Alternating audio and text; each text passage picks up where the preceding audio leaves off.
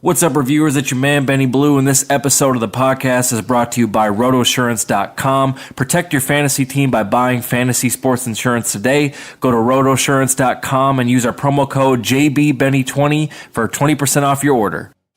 Never the end that you want unless you're putting a ring on your finger. Right? That's always our goal. It was a hell of a job of taking another step this year. But when you get to this point, man, this thing's bitter for a while.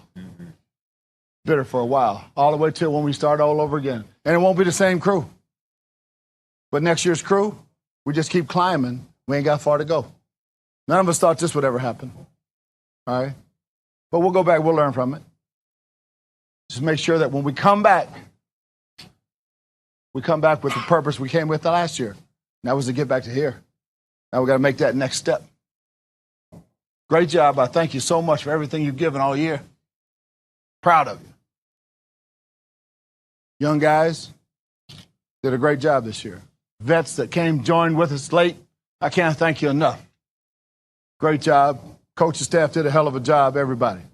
It's not what we want, but there's still a lot to be proud of. Thank you. Break it down. Hey, you. Yeah, I'm talking to you. this guy right here. No, the other guy. The other guy. Yo, No, behind, the one not with you, the the comb guy over. behind you. The one with the dome comb over. Yeah. Look here, man. What you're listening to right now is perhaps the greatest audio recording you may ever listen to. Yeah. I know it's a bold statement. Listen to the man. We stand behind our product. Preach. Blue Magic, that's a brand name. Like General Mills, Coca-Cola. I stand You know by. what I'm saying? Yeah. It's a JB and Benny Blue review. And we love you for joining us. And we love y'all, man. Look. Benny, Mr. Bridges. Benny, look good. Though the weather outside is frightful. Oh, shit. Woo! And we ain't talking about Christmas time, man. The weather there may be some outside gifts. is frightful. And look, everywhere that they're playing at today, we got snow in New England, we got rain in LA, we got snow in Kansas City. Nobody gives a damn. We got drunk people in New Orleans. Correct. And that's a flood in itself. So look, Roots. let me tell you something, man. A lot of things is gonna sway the battle. You think that weather ain't gonna sway the battle today? You crazy? You know what I'm saying? Oh yeah, Ladies and gentlemen, I got to tell you, man. This probably going to be one of the hardest Savage picks we've ever had to do because there's so many goddamn factors to take into consideration. I'm just excited about the fact that there's gonna be some really good football on today. Yeah. and Oh yeah. tomorrow. Either way, we win. Today and tomorrow is gonna be some really good football on, Yep. and I'm excited to talk about it, man. Yep. Ladies and The gentlemen, viewers. bro, listen to JB and Benny Blue review. We appreciate y'all rocking with us, man. We know we are. This Thank is you. episode 105. This will be episode 105. Jesus, CTE is really kicking in. This is episode 110. Their player. Okay, Yeah. I was 5 short. So look, man, and look, everybody that's been rocking with us since episode 1. You know, since episode 20. You know what I'm saying? Since episode 25. Man, we love y'all. And all of our newbies, you know what I'm saying? You just start listening to us this episode. We love y'all all the same, man. Check us out. Listening. You know, you can listen to us on any streaming vessel. Yeah, iTunes, Stitcher, Google Play, TuneIn, Castbox, Spotify, iHeartRadio, and full episodes on YouTube. Follow us on social media for all types of shenanigans and all that good shit at JB and Benny Blue. What's that XM radio? I mean, with XM. What's that satellite radio? And shout out to our new partners there at KSRN. They are out of the Phoenix area. Yep. Go to ksrn.com and they will be streaming the episodes throughout the week. So if you miss it, if you want to hear that, you know what I'm saying, while you're in your car doing whatever, if you're more kind of in tune with the satellite radio, the internet radio, we got you covered, baby. We got your options. So shout out to our folks there at KSRN out of Phoenix. And yeah, man, follow us at JB and Benny Blue and JBandBennyBlueReview.com for all past episodes. Put the / merch behind that. Copy your Don't Be Dumb hoodie. More merch coming soon. We were just talking about that last week. We got new designs coming. More merch. Any graphic designers, please get at us, JBandBennyBlueReview@gmail.com. We're looking to put some new designs together for some new products, some of our patented, you know what I'm saying, sayings, all that shit. Things that JB's may have said that turned into fucking legendary segments are now going to be things that you can put on your body. That's right. Pause, and it's gonna be great, man. So we're building this thing. Yeah, man. So it's gonna be a fun weekend of football.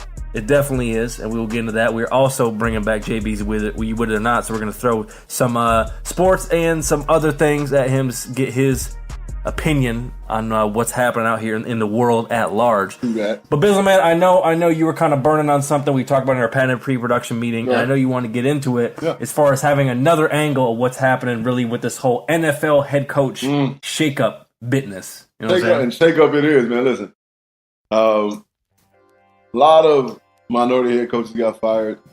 A lot of minority head coages get in. Here's the thing, reviewers out there. And of course, you know, a lot of, as a black man and as black people, we're quick to play the race. Everybody wants to play the race card. ESPN, they lame asses, of course, tries to make it an issue, tries to make it a topic. You know what? First of all, I want to start by saying this is the NFL. It is ran by old white men. So what do you expect? Like, let's just be real. The Rooney Rule is in effect. And the Rooney Rule says that you have to interview at least one minority candidate for your head coaching position. And as we talked about in the Private Production meeting, Benny, you know, you said, and I know that a lot of people are just doing it just to satisfy the Rooney Rule, so they don't get penalized. Well, you know, I don't ever want the reviewers to think that they're not black coaches out there that can get the job done and have got the job done. You look at Mike Tomlin at Pittsburgh, a very loyal organization. They've had multiple winning seasons. They won a Super Bowl since he's been there. Tony Dungy, successful black head coach. Denny Green, rest of his soul, successful black head coach. Herm Edwards. You know, so I just talked to Herm the other day. Shout out to Coach Herm. Shout out to Coach Herm, man. Successful black head coach. And there are many position coaches of men of minority or men of color. And of course, everybody wants a black man to be a head man. And you know, we have guys like Steve Wilkes who didn't really get a fair shake out in Arizona. And now that Arizona's done what they did, I see what they want, and I see what they wanted. They wanted to go with youth from the beginning, but youth wasn't available when they were shopping around. Did Wilkes get a fair shake? No, of course not. He deserves one more year. But again, that's not seeing what Arizona did in hiring Kingsbury. Cliff. Cliff Kingsbury, who's 39 years old, a year older than me, months older than me, I should say, as a head man. And I see what they want to do now. They wanted to go with youth. They wanted to go with a more powerful offensive mind. And Wilkes wasn't that. Wilkes is a defensive guy. So just understand this. You're not getting the job done in the NFL.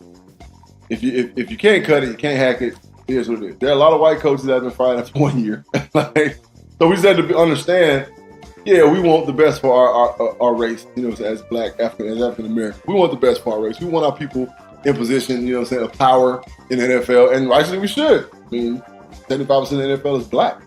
And we spoke about this in the production meeting as well. The numbers don't add up. You got scattered amount of African American head coaches. You got 1 million African American black men playing in the NFL.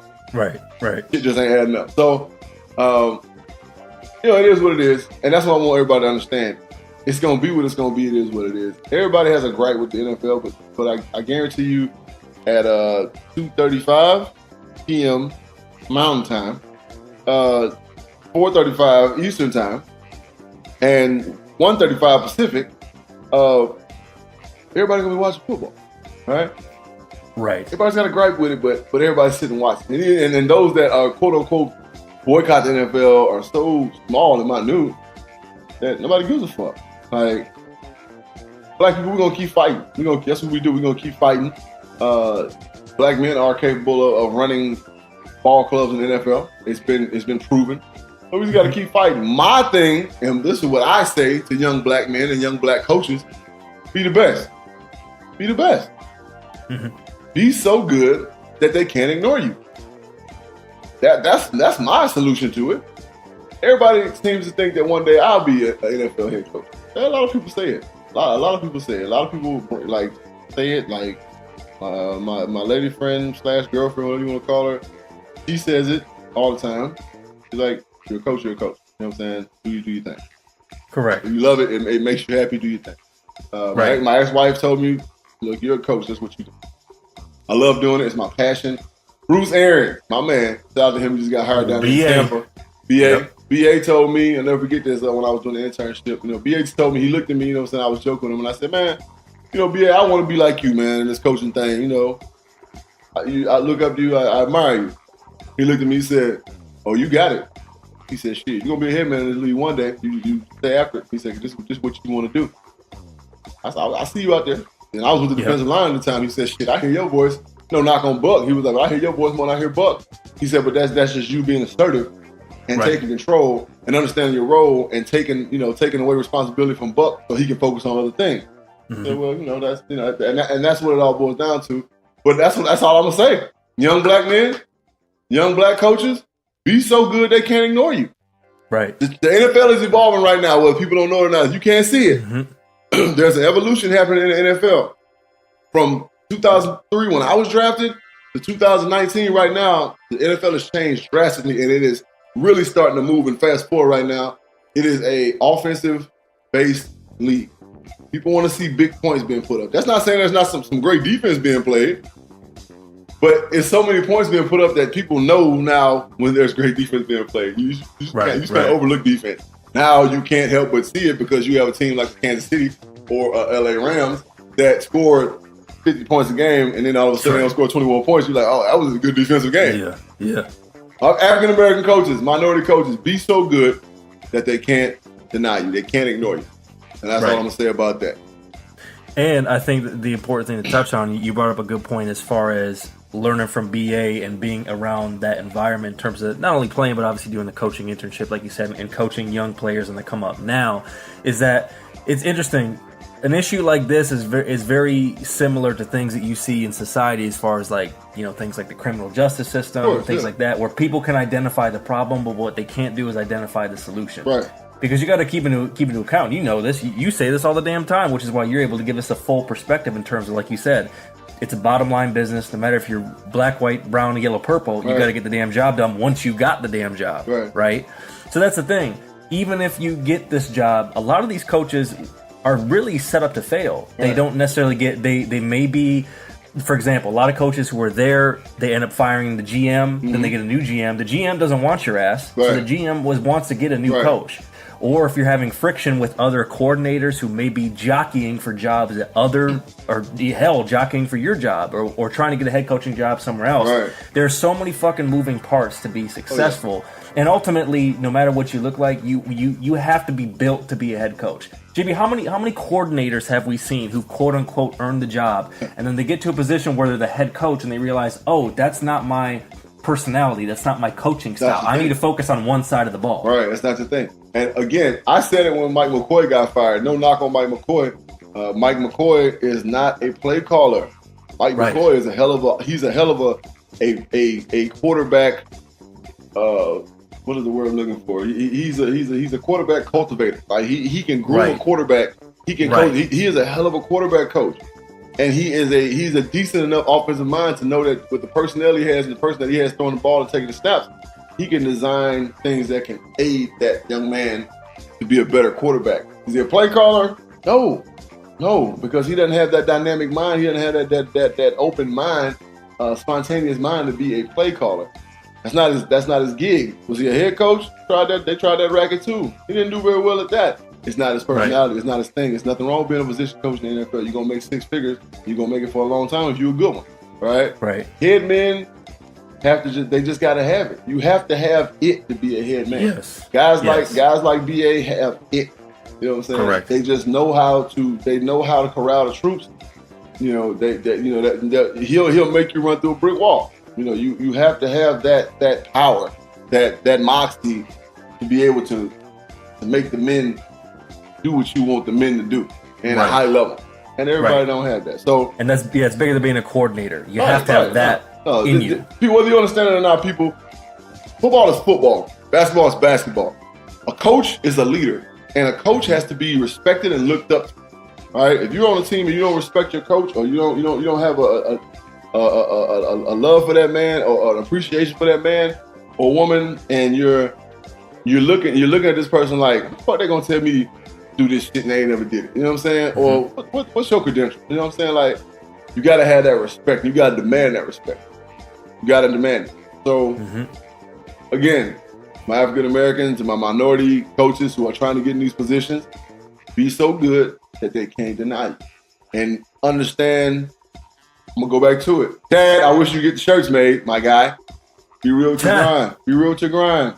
All right? Yeah. It's your grind. You love coaching. Be real with your grind. Everybody ain't cut out to be a head man. Mm-hmm. Cam said it and paid in full. And I joke with my oldest son, Joseph. We got some new music out, by the way. I got to shoot that to you. Okay. Mine is Zion, you know what I'm saying? Everybody, you know what I'm saying, know the boy. So, Cam said it and paid in full. Half these niggas want to be the man just cuz. Just cuz. Yep. And that's real. Half of them just want to be the man just cuz. Whether it's the dough or the prestige. Yeah. Half these cats want to be head coaches just cuz. Because they feel like, oh, it's my turn to do it. I've been a position guy long enough. I've been an assistant guy long enough. Time for me to be a head man. That might not be your thing, brother. As we've seen, history has showed us. Hey, be real with your grind, man. Be real with your grind. So, shout out to, you know what I'm saying, everybody that's doing it. And shout out to everybody that done did it. You know what I'm saying? White, black, other, it don't matter to me. You know what I'm saying? I respect the great ones. I do. I respect the great ones. I respect the ones that demand respect. I respect the ones that respect me and respect other men. You know, like I said, black, white, or other don't matter. You know, you getting it cracking, you getting it cracking. That's is what it is. Yeah, and I think we can agree. What we're looking for is a better route, a more transparent route for coaches of color to get it. Not just like, oh, he was my buddy and I think he does well calling plays. Right. And even though he's never even been a coordinator in the league, oh, we're going to give him the job. Yeah. There need all we're asking for is a better route for coaches of color. Of course, you know? Definitely. Just give him a better route. Yeah, the Rooney Rule is like, it's whatever. But again, that's why I said it ain't about. It's about covering your track. It's about you being the best you. That's why I say what I say. Be so good they can't deny you. Be so good that they cannot deny you. Bottom line, be that good. And it ain't hard if you love doing what you're doing. Shit, then be the absolute best at it. Exactly. Well, hey, something that we're the best at is giving you exactly how you feel from a perspective that you may not have thought of before. Man, it might not have crossed your damn mind. It might not have crossed your damn mind, but I'd like to throw some things at my partner in savagery to get his feeling on what the hell's going on in a multitude of ways on one of our favorite personal segments to do. I love this segment. It is time. I love it. This is a great segment. I know, man. JB's, you would it or not. Cue the music. All right. I got 5 things to throw, my guy. First and foremost, we will keep it here in the NFL, and this is something that will be near and dear to Bizzleman's heart. Let's face it, reviewers, you know how much I don't like it when my guy jokes about the brain injuries, because damn it, I want to see him live a long and strong, healthy life. I plan on it. But hopefully, there's an important wrinkle in this case, and JB, if you're not familiar, you may have saw this article, but for the reviewers out there, I will let you know what's going on. So, the NFL, the not for long, the no fun league, has dropped its appeal in the concussion case. Now, what they were trying to do, if you're unaware, is they wanted to challenge the having dementia listed as one of the diagnoses for former players, current players, mostly former players, I would assume, to be able to receive parts of that giant $1 billion settlement. So I'll read some of what's going on. So they said retired players can seek awards as much as $3 million for moderate dementia and $1.5 million for mild dementia, although most men would get far less. This settlement resolves thousands of lawsuits that allege the NFL hid what it knew about the risk of concussions in order to return players to the field. So basically what it's saying is, Bizzleman, the NFL was trying to take some money back. Take some money off the table. Of course, yeah. So basically, so many words, the appeal for them, one, slows the process of them paying players like myself who is in the concussion settlement. Yep. Just playing this period, because once the appeal's on the table, now that this is another level that they have to deal with in the court. So for the NFL to take the appeal off the table, that's big. Hell yeah, I'm with it. That means I'm about to get paid. Let's go. I mean, now they have to reward guys who, like myself, have played 10 years plus. Hell, guys that play 5, 6, 7 years, whatever. It don't matter. Like my lawyer told me, 10 years you're qualified to get a settlement, from the NFL as far as concussion settlement goes. So yeah, I'm with it. I'm glad they did that. That was just rotten, you especially for the older guys. You trying to make them prove they got dementia, you know what I'm saying, to pay them out. They didn't have none of the safety methods and so on and so forth that we have and that the guys now really have as NFL players. So, yeah, man, hell young with it. Make sure them guys, it's cool. I know so many OGs, man. First of all, but shout out and rest in peace to my man Kwame Lassiter. We talking about some of our retired players, man. Kwame was, I tell people all the time, Kwame was the man. And that's how I always seen Kwame in my eye, just from knowing him and his wife. I know they're going through it the way he died, but he was the man to me. Kwame was like my big brother. Anytime I seen him, it was always jokes, but it was always love, and it was always game being shot to me. He was like my big brother, and it really hurt to see that man have to go the way he did. Rest in peace to him, rest in power, rest in paradise, you know what I'm saying? But yeah, I'm with it, man. Take care of these dudes, man. This is such a great product, and guys really put everything on the line for this product to be really good. It's something that guys truly love because shit that we put our bodies through, you have to love it. Yeah, I'm so with it, man. Good job, NFL. Bam, cut the check, NFL. All right, moving to the movie business. JB, I know you know about this, but I definitely got to get your thoughts on what's happening. So it's something that I think, people who are fans of classic movies thought may or may not happen, but they've revealed it. Apparently, Coming to America 2, Eddie Murphy is happening. But we live in a world with remake culture, and we don't really know what the movie's going to be about or what it's going to be. So there's a lot of iconic characters, a lot of famous comedians in the original. Obviously, it's a classic. But Coming to America 2, are you with it or not? Initially, I ain't with it. I can't even understand it. I think it's like when we spoke about a movie a while back on With It or Not. I think you said they're going to try to remake Clueless. And so I'm going to say the same thing about what I said about Clueless. And trust me, Coming to America is the magnitude of Coming to America is way bigger than Clueless. This is like a real classic, like unreal. You know what I'm saying? It was just one of the greatest movies ever made. It was nuts. I'm not with it right now. I can't be with it until I see it and they prove me wrong. And I'm like, oh, it was cool. I ain't with it. I just can't see it. 30 years? 30 years? Yep. Movie came out when I was 8 years old. 30 years, bro. Like, dog, like that's 30 years? Yeah. I ain't with it, man. I ain't with it. I just don't. I'm pretty sure they got some minds. Eddie Murphy's mind is amazing. So I'm pretty sure it's gonna be a good movie. It's probably gonna have us laughing, so on and so forth. But initially, I ain't with it. I can't see it. All right, fair enough. All right, speaking of young mind of Zion, music news, particularly of the hippin' and the hoppin' nature. Two young artists are going through some drama, and they may not be making music anymore. You got this guy. Even though we like some of his music, he's definitely what you call. He's like it's safe to say he's like the Jalen Ramsey of hip hop. This guy Lil Uzi Vert. He does some cool things, but like he probably wears a little bit too much lip gloss. So he's kind of got that vibe. As my son calls him, the baddest bitch. Yeah, that's a good way of putting it. Well, the baddest bitch apparently is claiming that he's done with music, and then you got these guys, Ray Shremmerd, putting out cryptic tweets talking about breaking up, and then putting out solo albums. So, Lil Uzi Vert, Ray Shremmerd, no more music? ? You with it or not?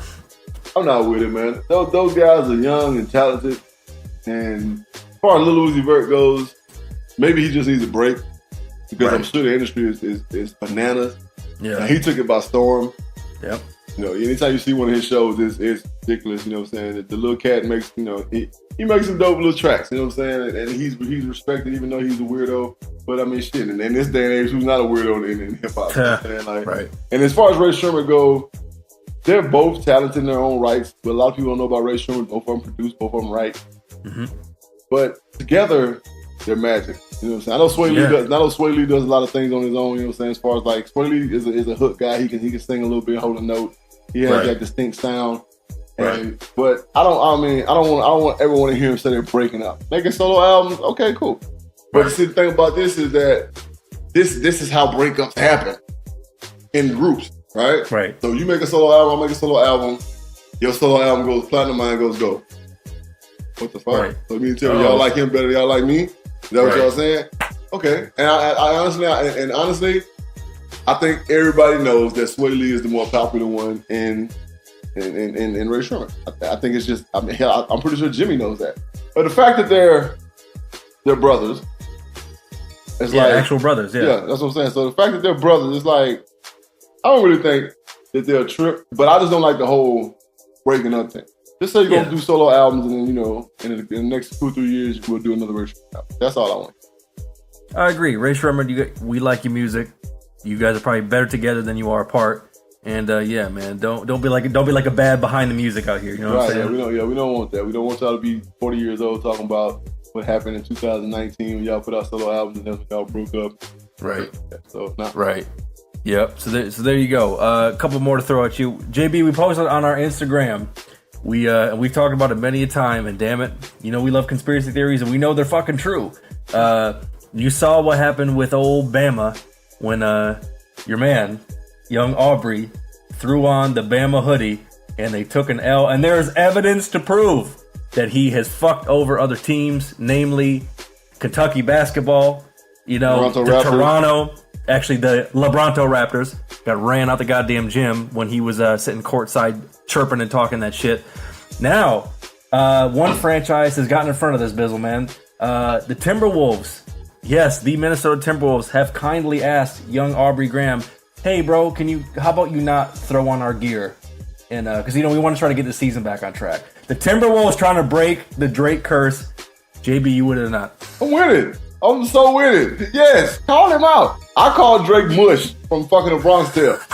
I posted that one time and people didn't even know what the fuck was going on. I called Drake Mush. Like, if you know anything about the Bronx Tale, Mush had to go in the closet. All right, when Mush was at the racetrack, the horse lost that everybody was betting on, and Sonny was betting on. Drake is Mush. All right, he is bad luck. He has an omen on him as far as sports teams. He's not bad luck to himself because the kid's a millionaire. He's a multi-millionaire. He makes, some dope music. But so it's like, he's not an omen to himself.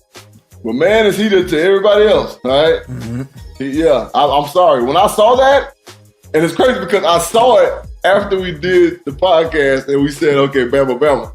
Honestly, if I'd have saw that, I'd have been like, nah, Clemson's going to win. Right.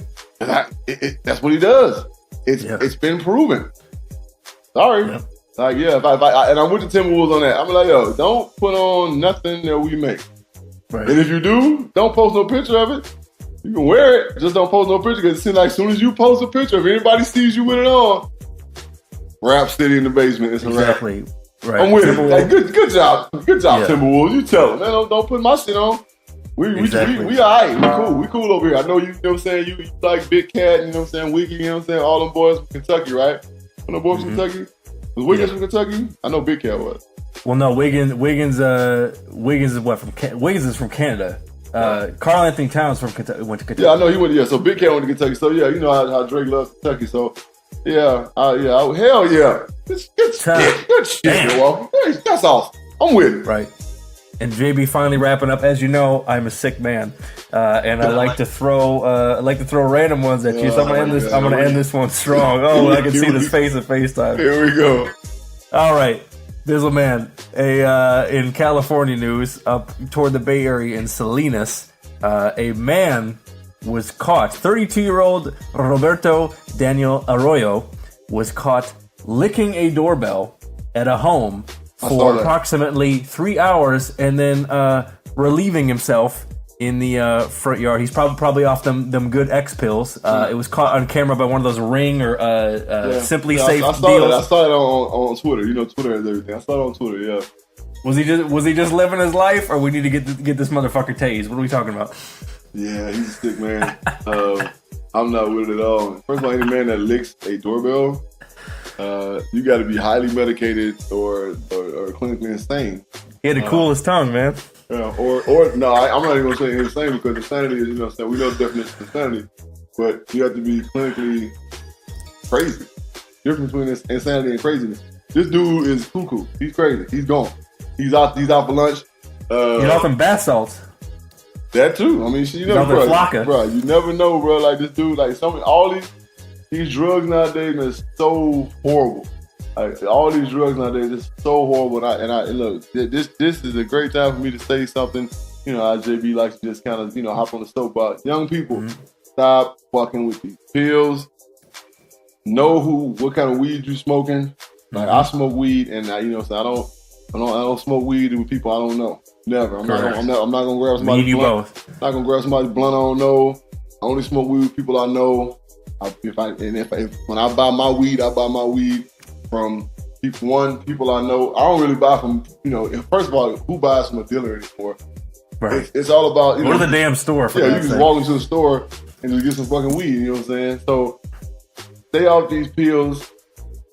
Leave the lean alone. I know I post. I always post on our story when I start drinking. I have a cup and it has lean wrote on it, but it's not lean. The only reason why I put lean on it, guys, is because it's a double cup, and that's where the whole lean culture came from. The double cup. So it's a dilly or some choice Tennessee honey. Bingo. That's all it is in my cup. It's either Bud Light or it's Tennessee honey whiskey. That's all it is. All right.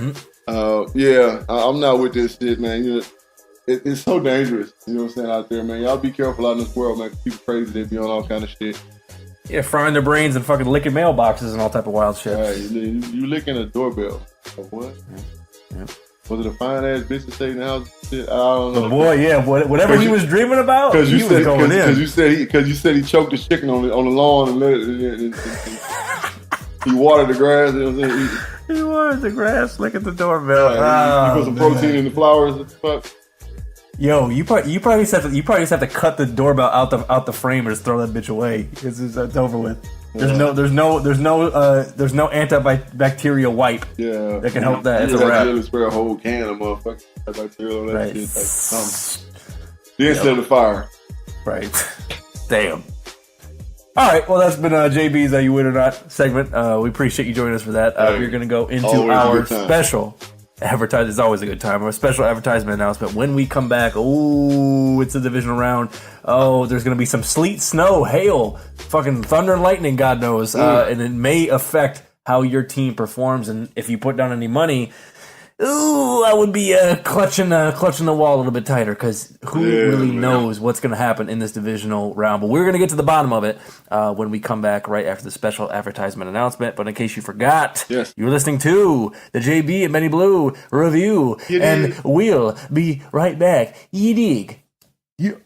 What's up, reviewers? Have you heard about making money in real estate, but you're not sure how to get started? Now you have an opportunity to learn about the housing market while earning commission on new deals. Pacific Home Buyers is a Southern California-based real estate investment group that is seeking experienced and hungry phone salespeople to help them find the best homes on the market for sale. And the best part, there's no real estate experience required. Hours are flexible and you can earn big money on closed deals for just getting home sellers qualified. Call us now at 323-963-3417 for more information on how you can get started. That's 323-963-3417. Pacific Home Buyers. Your home sale starts here. One, a two, a three, a three. Younger viewers, if you don't know what that is, you better ask your mom, or your dad, your uncle. How many licks does it take to get to the center of a Tootsie Roll Pop? One may never know. Correct. Classic commercials, man. Yo, did you ever collect the wrappers and send them in with the dude with the arrow? Yeah. At the star? Did all that, man. You know what I'm saying? I was always that guy, you know what I'm saying, that was doing the things on cereal boxes, you know what I'm saying, sending them in and so on and so forth, getting a little sweepstakes cracking, all that good shit when I was young. The best. The joys of being a child. Well, damn it. Now we got to handle some grown people business. Yeah, man. And reviewers are back. Business. JB and Benny Blue Review Podcast. Thanks for rocking with us. All right, look. We are knee deep here into the playoffs. Yeah. All right. Not, only a few more games left, only a few more teams left. And listen, we'll jump right into it. We got to see first, though, how we did with Wild Card Weekend. We'll take a moment to go in depth with this. And with a drum roll, please. There's a man. I don't know how good it's looking for you on the rest of the season. You're at 119, 106-2. Your boys at 137, 89-2. But we did made some interesting picks for Wild Card Weekend. We'll dive right into it right off the bat. We both picked the Colts to beat the Texans on the road. Word. What did you see from that game? I saw the Colts get a hot start. They kind of let off the gas toward the end, but it was kind of a little bit too little, too late for for the Texans. I just saw an offensive line, and that's the reason why I missed the coach first. But I just saw a dominant offensive line that I don't care what nobody says. J.J. Watt has never been that guy to me. He's a strong, talented, effort guy. Right? Mm-hmm. He does have a quick first step. He has long arms. He has intangibles that make him hard to block. But I hate that I never got to play against him because I was fast. But the coach, and Jadeveon Clowney, please, he got 2 moves. You know what I'm saying? So the coach O-line just did what I expect him to do, physically whoop that ass. The running back, what's the name, Mac, just fucking had a day. These were the things that I expected to happen because Frank Wright's offensive mind, but Frank Wright's not an ego offensive mind. Frank Wright is a true offensive mind to the point where whatever's working, you're going to get a heavy dose of it, okay? The Texans wasn't ready. I told you that the defensive backfield of the Texans was going to be an issue. It was. And that was a determining factor, man. The offensive line for the coach, and then the defensive backfield for the Texans. It was just booty crap. They just played like shit the whole game.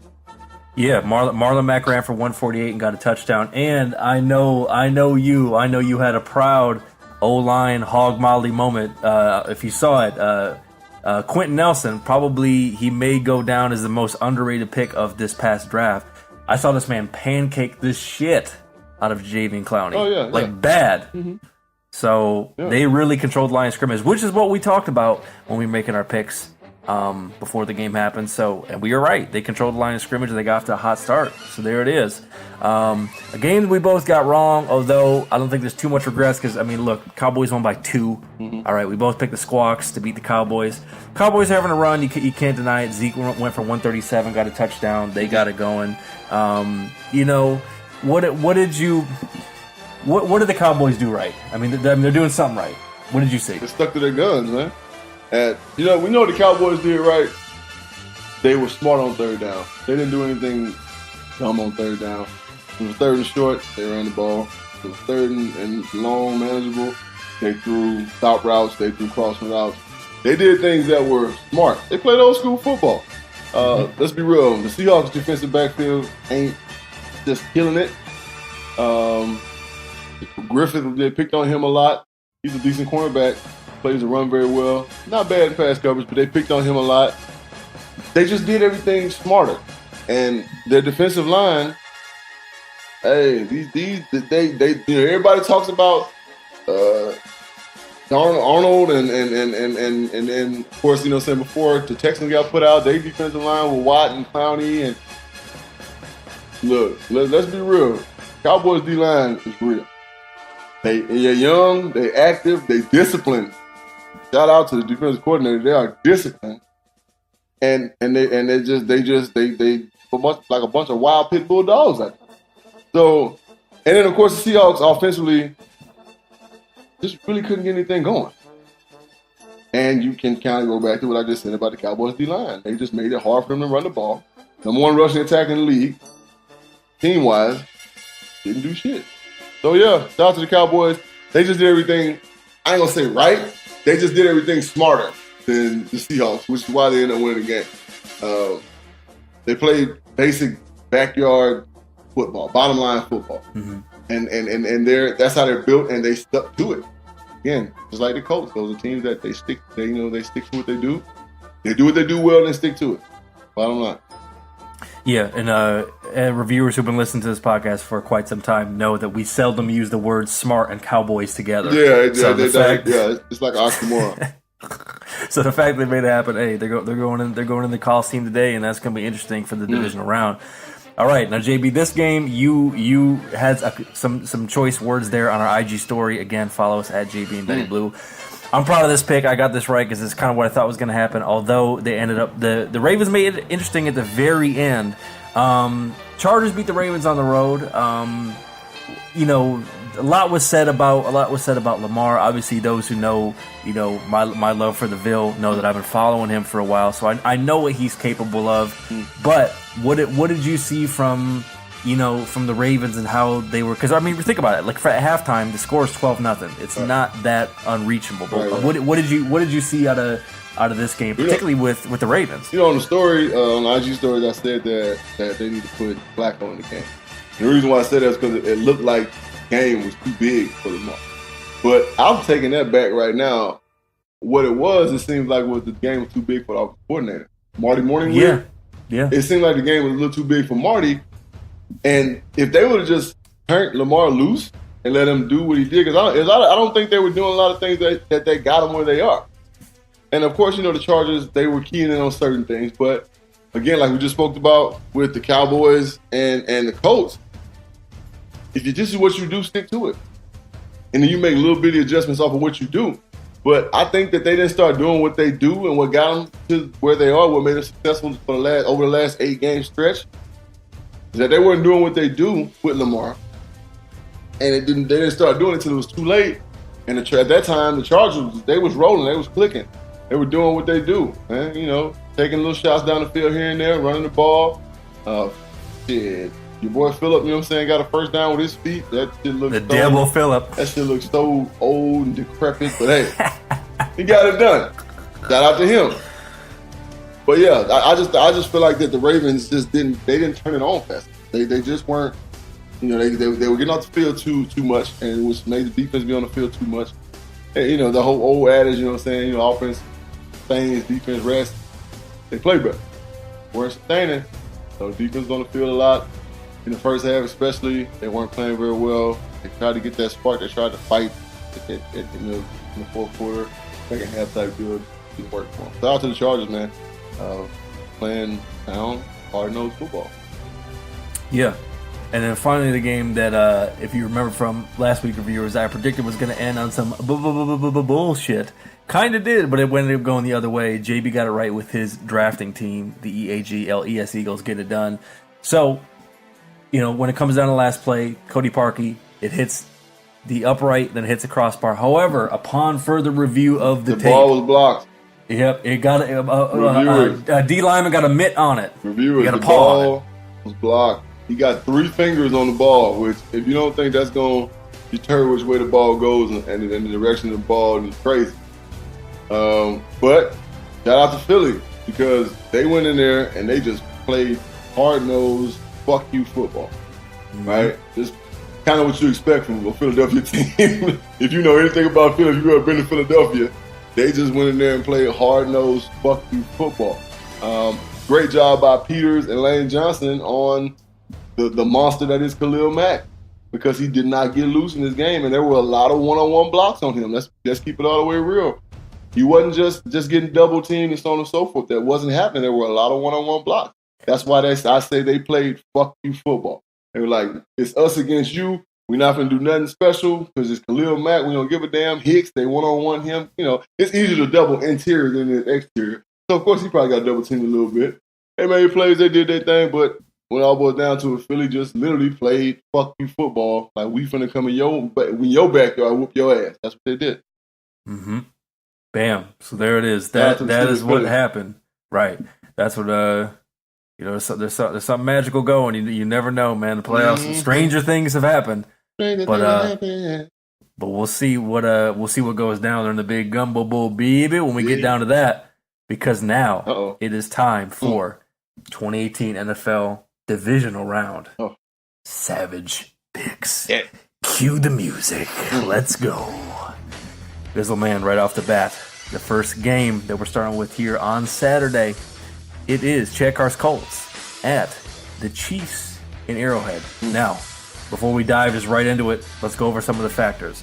Number one, the Colts, fun fact, are 4-0 against the Chiefs in playoffs history. And lest we forget, I remember this vividly because I was at a meeting with Mr. Carr, a music meeting with a producer. It went really well. We were hyped. When we left, the Colts were getting their ass whooped. This was in the 2014 playoffs.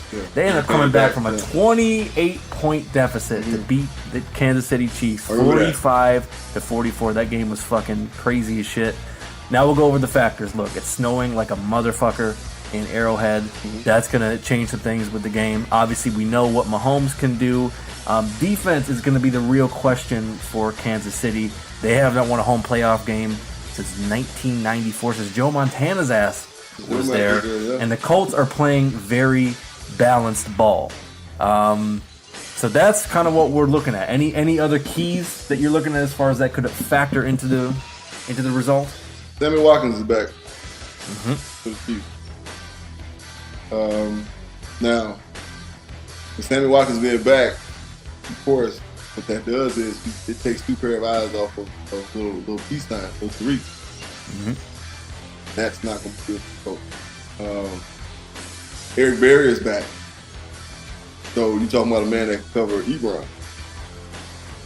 I'm going to say the Chiefs are going to win this game, and it's not going to be a conventional Chief game that we've seen all year. I'm going to say the score is going to be fucking 24-17 Chiefs.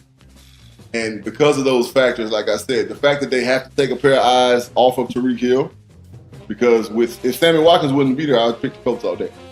And the fact that Sammy Watkins can take the top off the defense, like no other. He is still there. He's healthy. I don't think, honestly and truly, I don't think he's been unhealthy for the last 3 weeks. I think they just kind of killing with him, getting him back in shape for real, because they knew they'd be in this position. Defense-wise, I think they'll make just enough plays, just enough plays to secure them this win. And I do think that the weather and the fans come into play, because their defense is going to feed off it. My man Houston, and what's the other cat's name? 55 Ford, is that his name? Yeah, yep. they gonna eat. Luck's gonna step up in that pocket, and I think that Andy and them will put together a good game plan. Where the interior D linemen don't go past them, but they just push the pocket to make him uncomfortable and let the outside guys do what they do. If they can keep Luck from running and getting first downs with his feet, the Chiefs are gonna win this game. I gotta tell you, I think of the 4 games this weekend, to me, this is the hardest game to pick. Yeah. I think there's going to be a certain energy there with KC. They've been hearing it all week in terms of, and there is that does play a factor when you hear all these things about, oh, y'all haven't won in the playoff game since '94, and remember when the Colts came all the way back on your boys and all this shit, right? I think Sammy Watkins could be a difference maker. Really, you mentioned it with Lamar. It's going to be very interesting to see how Mahomes, thrives in this environment, because they're going to go. I mean, they really are going to go the way he goes. Right. If he has a poor game, it's going to affect the rest of the team. That's just kind of how they're built right now until they add some more pieces to the defense. That's why the Ravens were able to actually still somewhat stay in it, because their defense was so stout and so much culture there. They've been there before. They could keep them in it. Right. Is it going to happen in Kansas City? I don't know. Boy, I tell you, Marlon Mack to me is going to be a real key. Is he going to not only establish that through that strong offensive line, but is he going to hold on to the ball in this weather? It's going to be cold as shit, 33 degrees. The snow. They're shoveling that shit as we speak. I am going to go with the Chiefs. I'm very hesitant to say, I think it's no doubt. I really feel like this one could definitely bite us in the ass, especially with, just some experience and just a better balance of ball. Right. By the Colts. I do think the Chiefs will squeak it out. I think there's just going to be just enough energy and just enough plays made. It could very much be we score 20, they score 26, we score 28, right, sort of deal. Yeah. It's going to be that's what's going to have to lean on, high-powered offense, I think, to get it done, and counting on some Colts mistakes. I would say that are weather-based, because you already know they're well coached, so that's not that equals out. Frank Wright versus Andy Reid. Right. That's going to be a very interesting chess match. So I do think the Colts end up winning, or the Chiefs rather end up winning at home. They are 7-1 at home. It's the playoffs, but still, it's going to be a really good environment in favor of them. Colts are still technically an indoor team. I do think that's going to play a factor in as well. So we agree. We are both going to take the Chiefs in a close one, and boy, is this shit going to be interesting. Yeah. All right. So that's it for that game. Moving right along. Oh boy, it's a.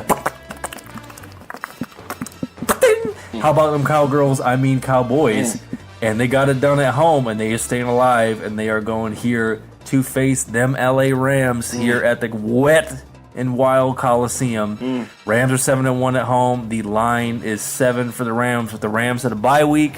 They've been playing some real inconsistent football. Not really sure what they're going to get. The Cowboys are better than what a lot of people expected. They're kind of shaky on the road, but again, it's going to be a playoff atmosphere. Going to be a lot of Cowboys fans there. It's probably going to be 50-50, if not 60-40 for the Cowboys. A lot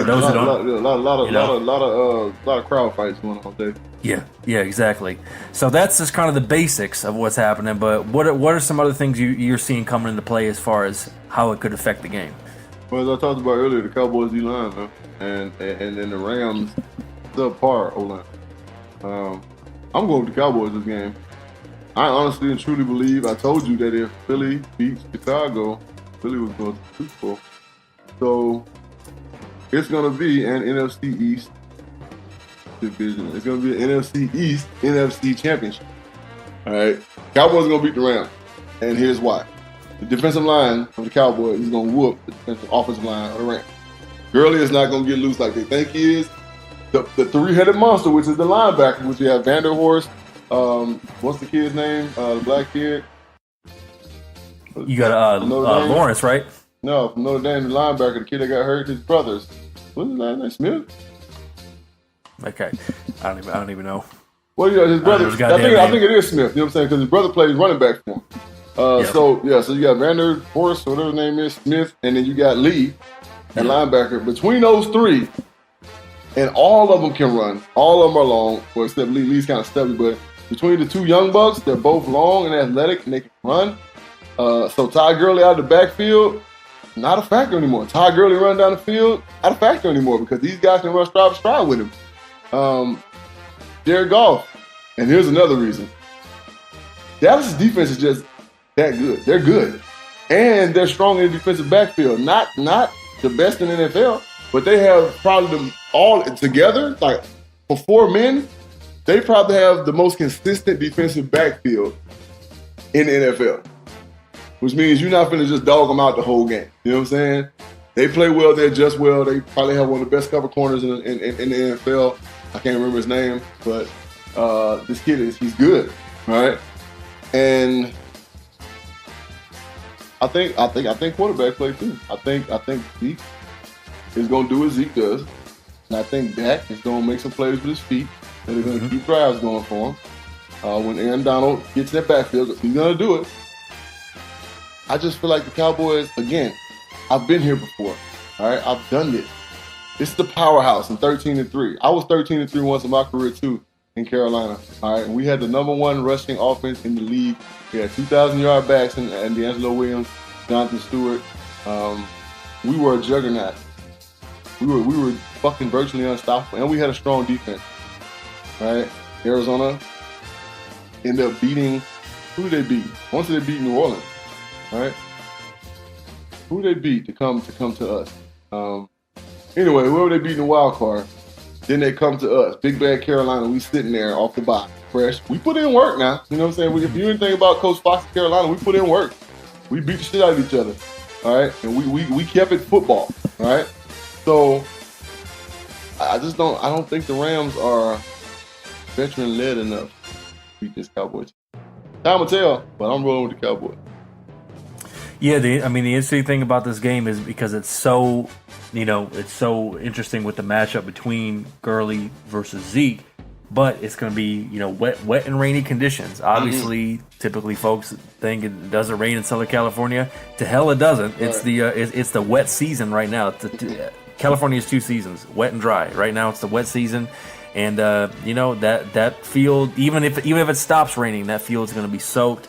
Yeah, it's gonna be real nasty too. Like if anybody knows about the Coliseum field, that bitch is horrible. You know what I'm saying? Like you watch OSC games and shit. Like that motherfucker's bad. Yeah, it's old. That's just they're basically just playing in a giant old college stadium. So that's what it is. Yeah, so oatmeal. Right, exactly. So that's gonna neutralize the running game a little bit. So then that puts a lot more on the quarterback play, and I think that again we've talked about this in past episodes. I think people are really discounting it. I think if the Rams had Cooper Kupp for Goff to get some passes, build some confidence, move some drives, that'd be different. Can he get the ball downfield to Woods, some of these other guys to make some plays? I don't know, especially in wet conditions. I don't know. And I mean, the one thing you can say about the Cowboys defense, what I like about them is they know how to get to a tackle Every time you see the Cowboys tackle, it is 4 or 5 of them bitches making the play. The Rams have a very good interior line, so I do think they're going to be able to contain Dak to a certain extent in terms of getting too loose on his feet. I can't believe I'm saying this. I do think the Cowboys trip and fall. Given the conditions, I think the Cowboys trip and fall into a W. Here's another thing. Here's another thing to consider too. Cowboys like running Zeke on the outside a lot, and Rams don't contain very well. Exactly. Bottom line. Yep. Yeah. Yeah. Exactly.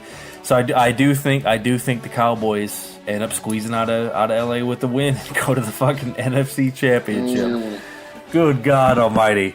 All right, so we're both taking how about them Cowboys? All right, now going to Sunday's games. It is the Chargers at the Pats, dude. Pats are undefeated at home. They got the bye week. Everybody knows the Pats in the playoffs, what they do. It's going to be interesting to see what they're able to do with Sony Michel. Brady's Brady, even though he's getting a step slower physically, mentally, he's going to be there. Of course, you know what they have. It's going to be interesting to see what they can do with their defense. However, the Chargers are a very balanced team. I like what they're doing personally. What are some other things you're taking a look at for this one? A super smart Phillip Rivers, man. This guy has seen everything you can throw at anybody as far as football goes. He's a super smart quarterback. He has an edge. So when Patriots do blitz these linebackers, they have a very sophisticated blitz. They're going to get home a little bit. Trust me when I say. It's going to boil down with the Chargers to the production of Melvin Gordon. If they can get him the ball 25 times, then they'll be successful because the Chargers defense is ramped up and amped up. I think that they're ready to get down. I don't know for sure if Mebane is going to play. And shout out to my brother Mebane. He lost his daughter complication. Not exactly sure how she passed away. But shout out to Brandon Mebane. That's my brother. Played against him for a number of years. So that guy.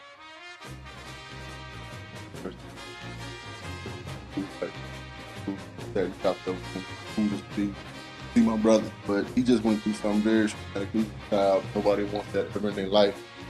I don't know if he's playing or not, but if he does play, I would imagine he's going to be playing very serious football. Like that, just to say the least. Chargers are strong in a lot of aspects. Patriots, Bill Belichick. There's not going to be a more prepared football team in the playoffs. Okay? Tom Brady, with the weapons they do have, I can't go against Tom Brady in the playoffs. Just can't do it. They're at home. The weather conditions are going to be very playoff-ish. How the snow going to be dropping? You know what I'm saying? I'm not sure it's going to be snowing tomorrow, but today it's definitely snowing. It's going to be a little chilly. I just can't go against Tom Brady in the playoffs. The Patriots get it. They might lose next round. Might lose in the AFC Championship, but I just can't see them lose this one. All right, so you got the Pats, dude. Now, for this one, there's a lot of history there, especially with Rivers and Brady in terms of, the last time they've won and, the last time he's been to, I think it was 2007, the last time he's been to the AFC Championship. Right. I got to tell you, man, I've been very impressed with the Chargers in terms of their balance and a lot of the decisions that they made. And I think, Phillip Rivers is having the year. Melvin Ingram is obviously playing very good. It's going to be interesting to see what he can do to frustrate Brady. Obviously the weather is going to be a factor in that. But I mean, again, the Chargers. They're the one thing I do like about the Chargers is that they're one team, especially with their new living situation down there at the goddamn soccer stadium, right, where they're used to not really having any sort of comfort in playing at home. Weather aside, I get that part, but again, they just played in Baltimore, so it was definitely chilly to say the least. Obviously, New England, it could definitely be a snowball. Here's the thing with the Patriots at this point. Like you mentioned, preparation is going to be there. I think preparation is going to keep them in the game, and I think ultimately lack of talent will lose it for them. I'm going to pick the Chargers to go to the Pats, dude. The big fucking shaving cream bowl and win. Gronk is a non-factor. Brady is going to have to try to make some guys make some plays. I don't know if they're going to be able to do it, especially in inclement weather. I think the real key for them is how they can establish a run game to open up the playbook. Defensively, they're going to be stout. I think that they're underrated. I don't know that they have a ton of playmakers. Certainly not as much as the Chargers.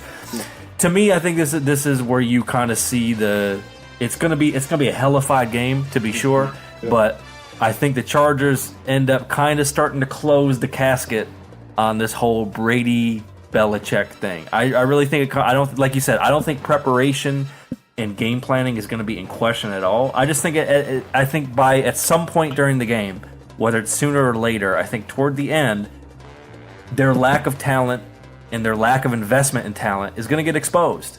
And I think the Chargers are going to go in there and steal one and get it done. So you're taking the Pats, and I'm going to take the Chargers. All right. And finally wrapping up, it is your EAGLES Eagles, the Magic team with old Nicky Foles going into the big gumbo bowl, baby.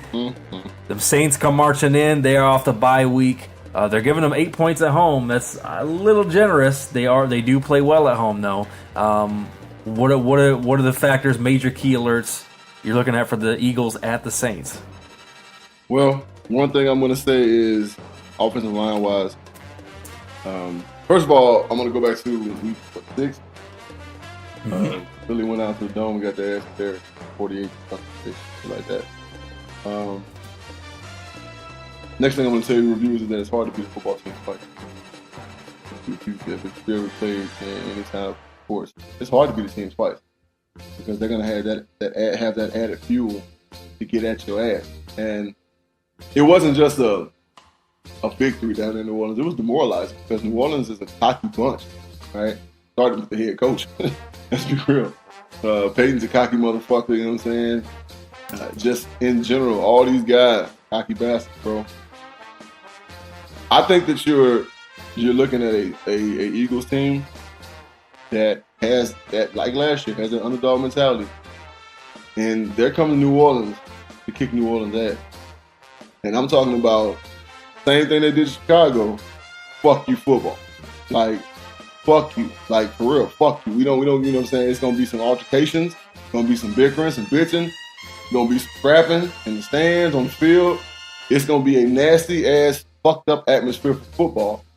And the main factor that's going to play into this is the defensive line of the Eagles. Fletcher Cox, Bennett, Long. Look, if you can't block them guys one-on-one, you're going to have a rough day. And what they're going to do is they're going to keep a linebacker active, and they're going to push that pocket because Drew Brees don't really give a damn about flybys. Flybys meaning that when a tackle has to block a guy, has to kind of run him by behind the quarterback. He don't care about those. He climbs in the pocket very well. Yep. He don't like when shit's coming right in his face. He don't like pressure in his face. I mean, it's been evident. It's been showed every time he's had an issue this year. The teams have pressured him right in his face, and the Eagles are going to do just. The Eagles are athletic enough to run with the Saints receivers. The Saints really don't have a deep threat, and that's another thing that's going to hurt them. They really don't have a deep threat. So Philly, trying to nickel and down Philly now that they start feeling themselves a little bit, it's going to be hard for them to do. I think they get to Drew Brees. I think they get to him a lot. Kamara's going to do what Kamara do, and I think they shut down Ingram. And I think that's going to be a huge factor. So they're going to be trying to run Kamara a lot, and they're going to shut down Ingram because he's there. You know, we know that when he comes in the game, he's their quote unquote power back, even they're like the same size. So yeah, I told you last week, if Philly beats Chicago, they're going to the Super Bowl. So Nicky Foles, baby, Nick Magic, St. Nick. This is what it is. Proven these guys play harder. I'm sorry, Wentz. I hate to say it. These guys play harder when Nick Foles in the game. I don't know why. And I'm going to tell you again, same thing I told you last week. What did I say? Alshon Jeffries, Aguilar, and Stellick. If you can give me a solution for those three, then I'll believe that the Saints can beat Philly. Bam. Picking them boys, them Eagles. Well, you know, roles reversed. I think that if the Eagles were hosting the Saints, I absolutely would pick the Eagles. In this case, I'm not. I don't think that the Eagles are going to get whooped. I think that everything you're saying, I think, is going to come true in the first half. And then I think adjustments are going to allow the Saints to pull away. too much balance, too much firepower. As you know, as reviewers know, I did pick the Saints in our Savage preview of the season to not only go to the Super Bowl, but win the Super Bowl. And as hot, quote unquote, as magical, quote unquote, as the Eagles are, they are defending champions. You know, they are one of those teams that's been there before, and they know what to expect. I don't think they're going to be, like you said, it's going to be. I definitely expect some extracurricular flags to come out, especially in the first half, 100%. So they're going to be ready to play, and they're going to be fiery and ready to play.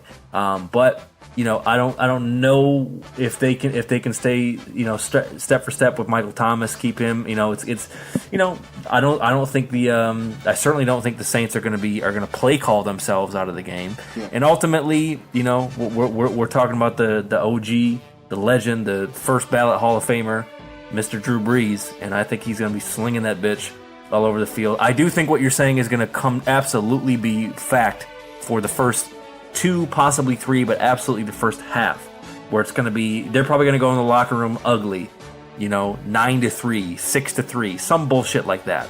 And when it gets, you know, to me, I think that the Saints will make the adjustments. They'll have enough, you know, juice behind them with the home crowd playing indoors to neutralize it. I think the eight line by Vegas is generous, but I do think the Eagles will be better prepared. But ultimately, they'll lose just for a more dynamic team. You know, it's the way of the world. It's very hard to repeat in the NFL. It's you. When was the last time a team won back to back? When is the last time that happened? It's been a long time. Yeah. I'm trying to think. I mean, if anybody's the Patriots have done it. You know what I'm saying? I was gonna say I don't even know if they've done it back to back. I always know they always seem to win fucking every other year. So Lord knows their due. I want to say it was either the 49ers or the Cowboys. You're probably right. I think it had to have been either the 49ers or the Cowboys the last one to do it. It just really isn't done, even if they do win this game. But which I think they're not going to get beat down by any stretch of the imagination. That's not going to happen. I think the Saints are going to be too much from going down in the end. I mean, no real major wrinkles in the story that you can think of. Weather's not going to be a factor. Really nothing to write home about in terms of injuries. If anything, the Eagles are more healthy, which obviously they weren't necessarily for a good amount of the season. But I'm going to pick the Saints at home, man. I do think they end up going to, you know, at least an NFC Championship, and then we'll see from there. One thing I'm going to say, and then again, you talk about firepower. Saints don't have a huge tight end presence, and true, they don't have a downfield threat. Michael Thomas is not a downfield threat. And that kid, I can't remember that kid's name for Philly right now, the light-skinned kid. He is playing lights out football right now. So I'm just gonna give you one determining factor. Again, and you said it right, ugly. It's gonna be ugly. When Michael Thomas doesn't play well, Saints gonna win. All right, so they're gonna shut his ass down. And I'm telling you, it's gonna be stank, ugly, doo-doo, shitty, nasty. It's gonna be the stankiest game you've ever seen, but that's how the Eagles want it. That's how they want it. Yeah, damn right. You'll see. That's how they got it last week. That's how they won last week. So, yeah, man, we will see who's right, who's wrong, who's both right, who is both wrong. And that's it for Savage Picks. Bizzle, man, anything else before we get up on here? Enjoy some divisional round football weekend. Just enjoy the damn weekend, man. We love you guys. It's amazing, you know what I'm saying, that the love and support that we get. Shout out to my guy, Ike Keys, and my man, Cheeto, for being on The Rookie. Show comes on NBC. Both of them have made appearances on The Rookie. That's dope. They're both young, inspiring black actors. It's the greatest thing ever. Friends of the podcast. You know, you guys know Isaac Keys will be on the podcast. Correct. Shout out to everybody out there that's doing it, you know what I'm saying, LA, out here in Phoenix, you know what I'm saying, I'm getting to know more people out here. Nothing but huge, phenomenal things coming for JB and Benny Blue in the near future. All I'm going to say is stay tuned. Stay tuned. Stay tuned. That's it. And we appreciate you staying tuned with us. Again, follow us at JB and Benny Blue, jbandbennybluereview.com. Make sure to subscribe and listen. iTunes, Stitcher, Google Play, TuneIn, Castbox, Spotify, iHeartRadio. Full episodes on YouTube, so make sure you subscribe there. Of course, hit us up for any questions, comments, titties, all that shit. Graphic designers, get at us for the new merch, jbandbennybluereview@gmail.com. And that's it. Enjoy some division round football. You know damn sure we will. And until next time, this is the JB and Benny Blue Review podcast. And we out, baby. Holla. Peace.